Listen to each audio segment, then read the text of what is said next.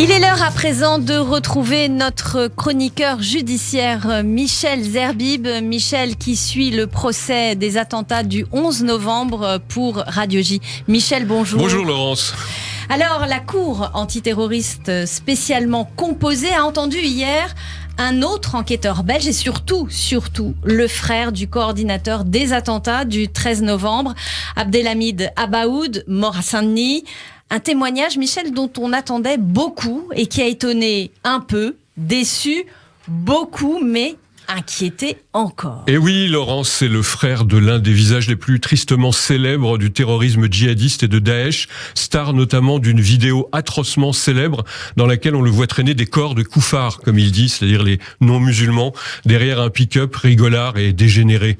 Yassine Abaoud, son frère, est né en 95, il a 7 ans de moins que son aîné, donc Abdelhamid, tué dans l'assaut de Saint-Denis, mais qui, dit-il, le hante encore. Il s'est donc présenté hier en visioconférence depuis Bruxelles comme témoin du procès. Yassine Abaoud arbore un masque noir, un sweat blanc à capuche. Il ne se montre pas vraiment coopératif. Je suis désolé pour toutes les victimes, les personnes innocentes tuées dans le monde entier. Pour ce qui est des faits, je ne suis pas capable de vous donner des informations. Non, monsieur, je ne sais pas, monsieur, répondit-il invariablement au président Périès, qui lui rappelle qu'il n'est pas accusé. Mais le jeune homme est toujours sur la défensive. Mon frère ne me racontait pas ce qu'il avait en tête. Le président lui rappelle que son frère est parti en Syrie avec son jeune frère de 13 ans et que son père ne lui a pas pardonné. Abaoud finit par lâcher: oui, je n'étais pas d'accord pour qu'il prenne mon frère sans le consentement de mes parents.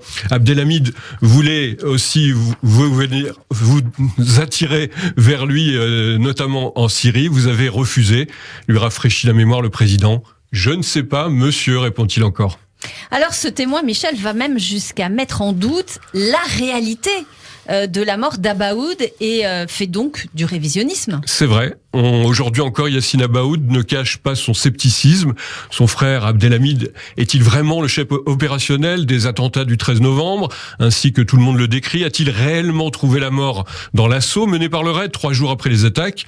Dans ma famille, on est un peu dans le doute. On n'a jamais vu de photo, personne n'a vu son corps, lâche le jeune homme. Mais Abdelhamid Abaoud, on apprendra finalement peu de choses de lui. Tout juste qu'il a quitté le foyer familial à 16 ans et s'est radicalisé après un séjour en Égypte, vraisemblablement en 2012, qu'il avait beaucoup de caractère, était autoritaire. Mon frère ne me racontait pas ce qu'il avait en tête, ses projets légaux, pas légaux, je n'en savais rien, assure donc le cadet. Pendant un peu plus d'une heure, Abaoud a donc multiplié les silences et les non-dits. Vous saviez ce qu'il faisait en Syrie? L'interroge encore le président Jean-Louis Périès. Non. Vous pensiez peut-être qu'il faisait du tourisme, insiste le président de la Cour avec une pointe d'ironie. Je ne sais pas, dit-il encore. Pourtant, il a bien dû être confronté aux vidéos des exactions commises par son aîné, devenues virales sur les réseaux sociaux. Je ne les voyais pas. Le magistrat va persévérer encore et encore. Qu'est-ce qui s'est passé dans la tête de votre frère pour en arriver là? Yassine parle, lui, d'une période trouble sur le plan géopolitique. Et Abaoud, qui a d'ailleurs été condamné lui aussi en Belgique pour apologie du terrorisme et a passé 2 ans de prison au Maroc. Mais il finit quand même par lâcher quelques vérités devant la Cour. Absolument. Le jeune homme admet néanmoins que s'il ne connaissait pas précisément les projets de son aîné, il n'ignorait pas ses velléités de combat, car après un court séjour en Belgique, Abdelhamid Abaoud avait enlevé donc leur petit frère de 13 ans, Younes, pour la Syrie. Cette disparition nous a brisé le cœur. Il n'était pas responsable, il ne savait pas où aller. C'est ce qu'a expliqué Yassine devant la Cour, racontant la gorge nouée, une famille brisée qui espère encore le retour du petit dernier, pourtant déclaré mort sur zone. Yassine Abaoud a été condamné, je vous le disais, en 2016 à 2 ans de prison au Maroc pour ne pas avoir dénoncé l'enlèvement de son petit frère et pour apologie du terrorisme, une peine qu'il estime injuste et infondée. Il assure au contraire avoir résisté lorsque son frère a tenté de le rallier à sa cause. J'avais 17 ans, j'allais passer mon bac, j'avais des activités, une petite amie serait mort-il à la barre. Pour échapper à son contrôle, il évitait les endroits où il pouvait le rencontrer et rester loin de son quartier.